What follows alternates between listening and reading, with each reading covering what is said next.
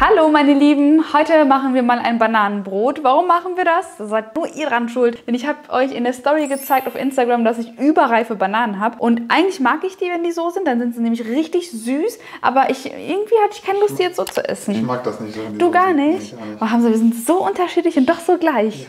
Auf jeden Fall mache ich daraus jetzt Bananenbrot auf euren Wunsch hin. Und ich habe da jetzt so ein paar Zutaten, sag ich mal, ausgetauscht, damit es etwas gesünder ist. Ich mache das jetzt hier mit der Küchenmaschine. Ihr könnt auch euer Handrührgerät verwenden. Und ich gebe da jetzt zuallererst Eier hinzu. Es ist besser, wenn die zimmerwarm sind. Die gebe ich jetzt dazu. Also alle Mengenangaben findet man. Alle Mengenangaben unten in der Videobeschreibung. Guter Hinweis. Da gebe ich jetzt noch Xylit rein. Das ist Birkenzucker, hat 40% weniger Kalorien als Haushaltszucker. Ihr könntet aber auch 1:1 Haushaltszucker nehmen, den gewöhnlichen, den ihr kennt. Gebe ich da jetzt auch noch mit dazu. Dann für den Geschmack Vanilleextrakt und Zimt. Ich finde, Zimt passt wunderbar, aber ihr könnt den Zimt auch weglassen. So, und dann verrühren wir das 3 Minuten lang.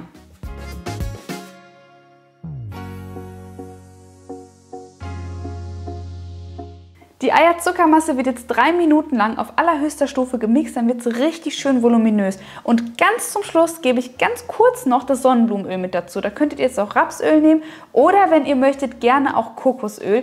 Und im nächsten Schritt kommt das Mehl mit dazu. Ich habe jetzt hier Mehl und Backpulver. Mehl ist bei mir ganz normales Weizenmehl. Für eine noch gesündere Variante könntet ihr zum Beispiel Dinkelmehl nehmen, Typ 630, könnt ihr hier 1:1 ersetzen.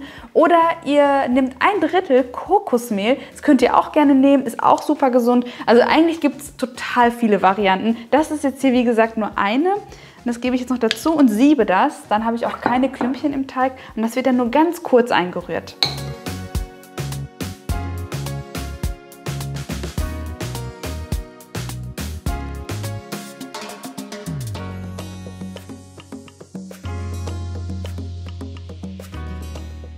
Im nächsten Schritt geben wir Walnüsse dazu, könnt ihr auch natürlich andere Nüsse nehmen, einfach die, die ihr am liebsten mögt.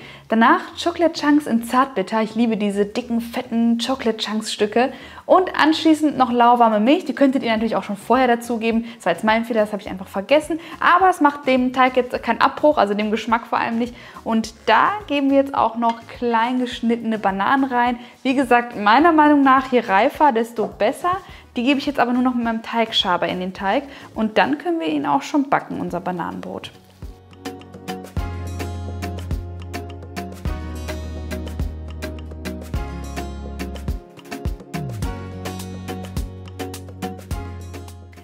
So, jetzt schnappen wir uns eine Kastenkuchenform. Ich verlinke euch meine unten in die Videobeschreibung und füllen den Teig ein. Davor gebe ich ganz gerne noch Backpapier rein, damit man es ganz einfach leichter rausbekommt. Gerne noch vorher mit ein bisschen Backtrenspray einsprühen, dann haftet das auch wunderbar.